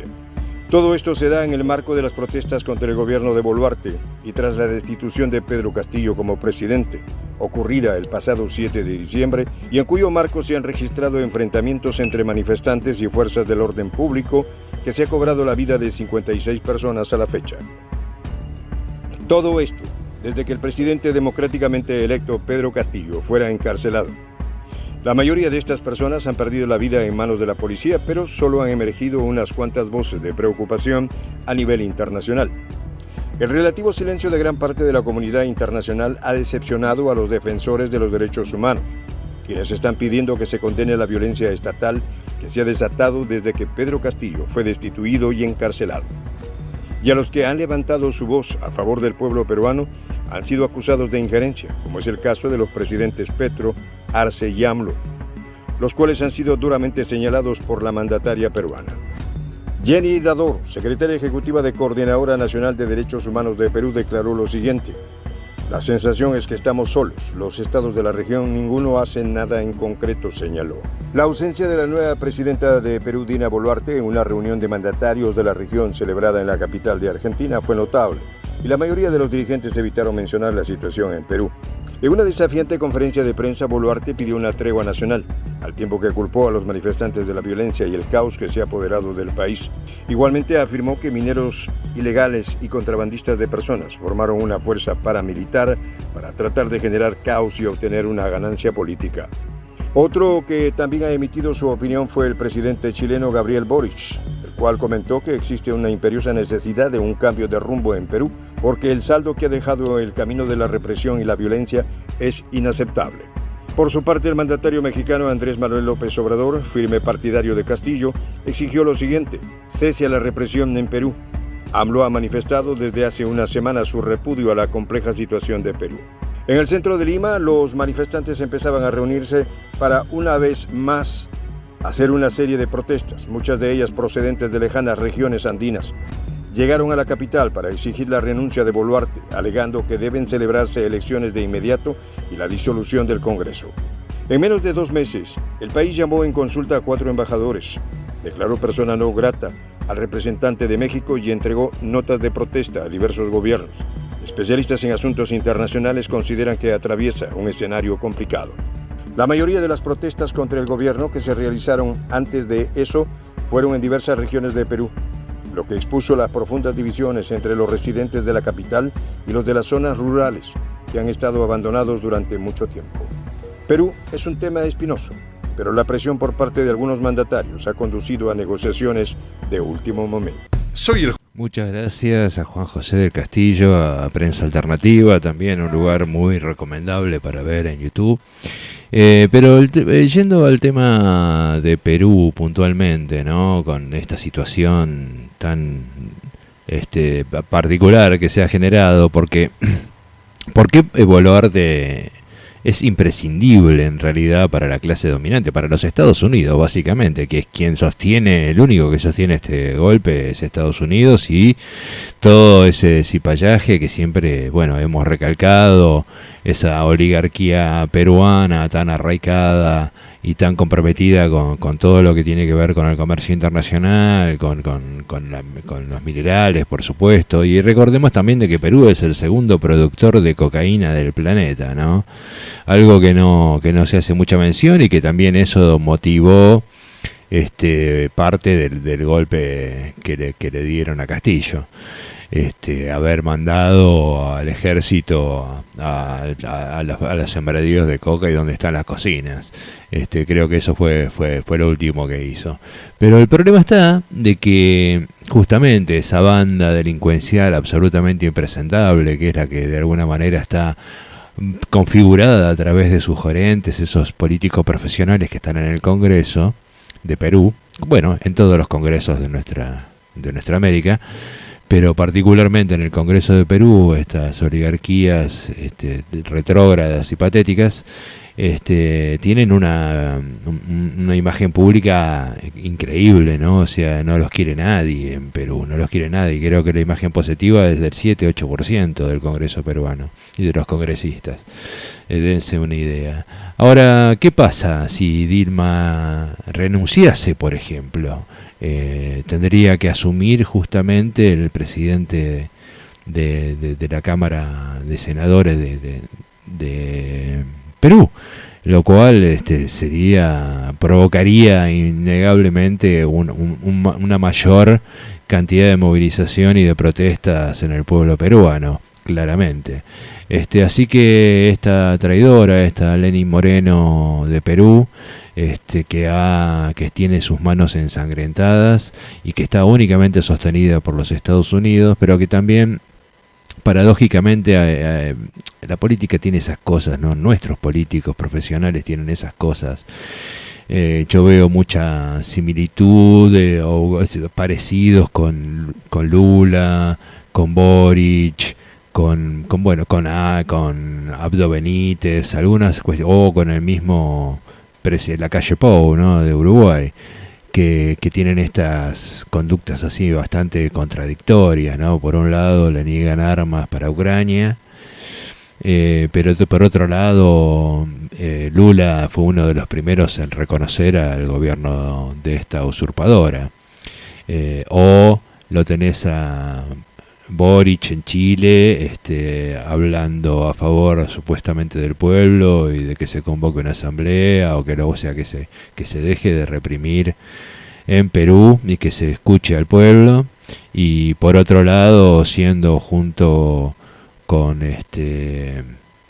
el de Paraguay y con Lacalle Pou también, por supuesto, voceros de los Estados Unidos en la cumbre de la CELAC para hablar mal de Venezuela, de Cuba, de Nicaragua, y tiene, bueno, por eso digo, tienen esas cositas, se mueven así. Por otro lado también Alberto, que se hace el lotario y invita a los Estados Unidos, que fue justamente la CELAC se crea para dejar afuera a Estados Unidos particularmente, y lo invita.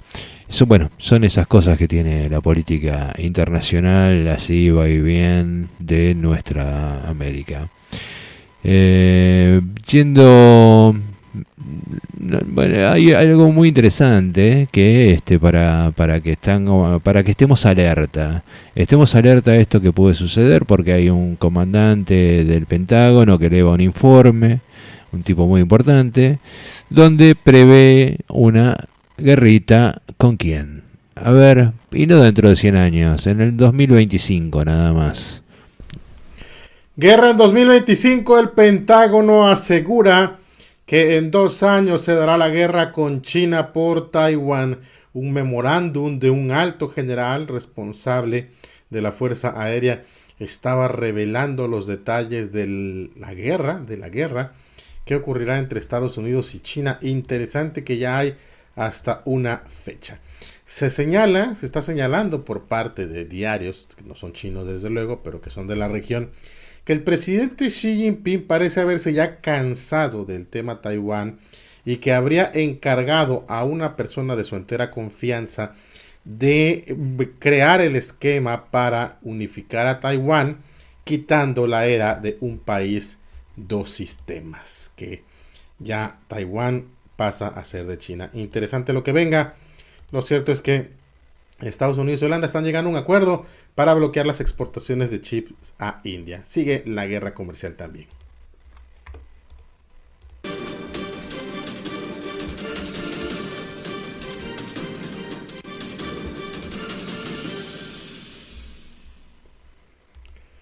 Hola amigas y amigos, qué gusto saludarlos en el canal. Gracias por estar viendo los videos, gracias por el apoyo y el respaldo de siempre.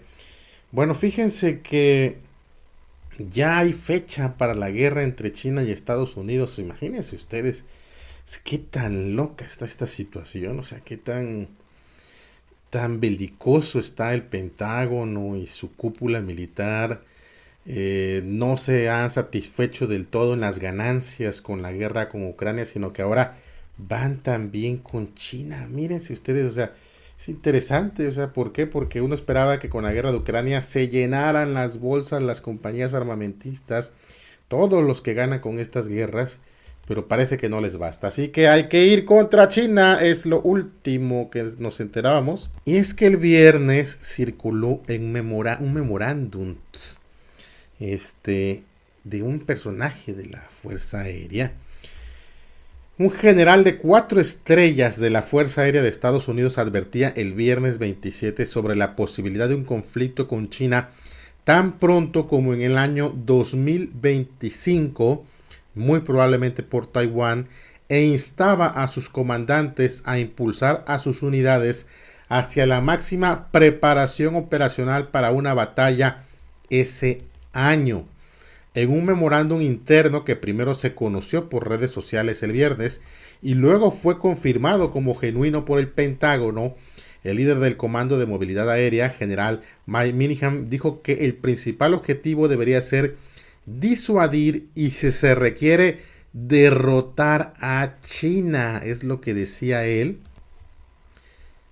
Señalaba: espero equivocarme, mi instinto me dice que estaremos en combate en 2025, fue lo que dijo este general de 4 estrellas. Minihan explicó que las elecciones presidenciales en Taiwán el próximo año le darían al presidente chino Xi Jinping un pretexto para una agresión militar, mientras Estados Unidos estaría distraído por su propia carrera electoral por la Casa Blanca.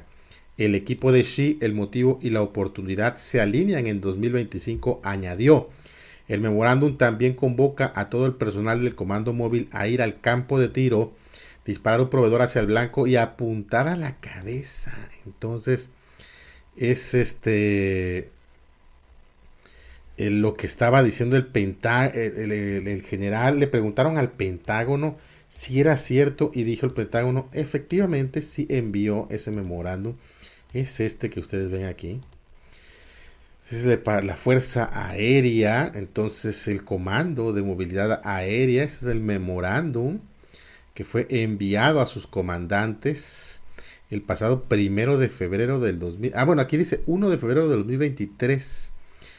Estaba seguramente preparado para febrero, fue conocido este viernes 27 de enero, y decía, empieza así, o sea, una situación, espero equivocarme, espero estar, entonces, y viene todo lo que dice, todo lo que tienen que hacer, la preparación desde luego, y firma el general Michael Minihan, general de 4 estrellas de la Fuerza Aérea estadounidense. 2025, la guerra con China es lo que se está preparando Estados Unidos para derrotarlos. Desde luego que China también tiene ya rato, y esto lo dijimos desde el año pasado, el presidente Xi le dijo a sus soldados: prepárense para la guerra, o sea, va a venir una guerra. Y lo cierto es que Xi Jinping le encargó a uno de sus personajes más cercanos, a Wang Hunin, que diseña una propuesta para ya sumar a Taiwán. El principal estratega político del Partido Comunista Chino, Wang Hunin, fue llamado por Xi Jinping para elaborar una nueva política de unificación para Taiwán. El diario japonés Nikkei Asia, citando a una fuente del Partido Comunista de China, dice que con la experiencia de Wang en teoría política, se cree que Xi podría anunciar una nueva política hacia Taiwán en los próximos meses. La medida supondría el fin de la era de un país, dos sistemas, defendida por Beijing. De acuerdo a Nikkei Asia, las acciones del Partido Comunista en Hong Kong y la reacción de los ciudadanos taiwaneses convirtieron la idea de un país, dos sistemas en una propuesta política insostenible. Así es que este personaje, muy cercano a Xi, será quien elabore la nueva propuesta para ya unir a Taiwán. Y esto desencadenaría pues una guerra con los Estados Unidos. Dice Estados Unidos que va a defender a Taiwán. La guerra comercial continúa, eso es una realidad. Este sábado nos enterábamos que que los funcionarios estadounidenses y holandeses llegaron a un acuerdo en Washington la noche del viernes para imponer nuevas restricciones a la exportación de tecnología avanzada de microchips a China, Según le dijeron a Político 2 personas familiarizadas con el asunto, el acuerdo sería una gran victoria para Washington en sus esfuerzos por detener el ascenso de China como una superpotencia tecnológica. En particular, detendrá algunas de las ventas de equipos de impresión de microchips avanzados por parte del gigante holandés ASML, una de las pocas empresas en el mundo capaz de producir las impresoras necesarias para fabricar semiconductores de alta gama que están en el centro de la creciente guerra tecnológica entre Estados Unidos y China. Entonces ahora el gobierno holandés va a trabajar en los detalles legales para implementar este acuerdo. Es probable que cualquier prohibición de exportación tarde meses en entrar en vigor. Pero bueno, ya convencieron los estadounidenses a los holandeses de este acuerdo para bloquear el envío de chips a China. Sigue el enfoque de la guerra comercial, que es un enfoque que no ha terminado.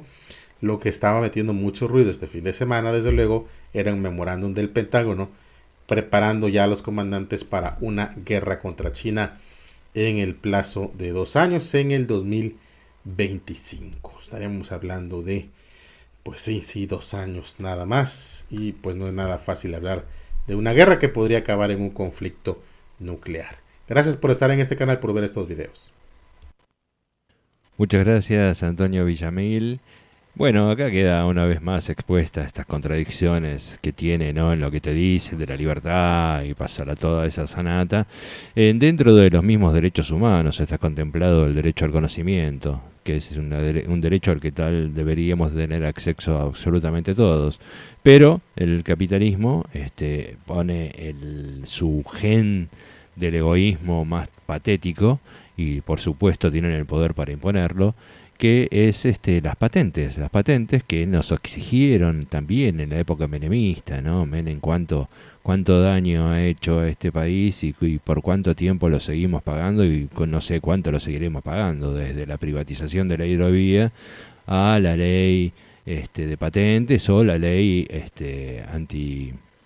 anti-subversiva, no sé, por la cual somos todos antiterroristas. Eso es la ley antiterrorista, que también nos obligaron a votar en aquel entonces, y que el gobierno menemista, como bien dijo Dromi, de rodillas y con la cola mirando al norte, entregó graciosamente como muchísimo más de nuestro patrimonio.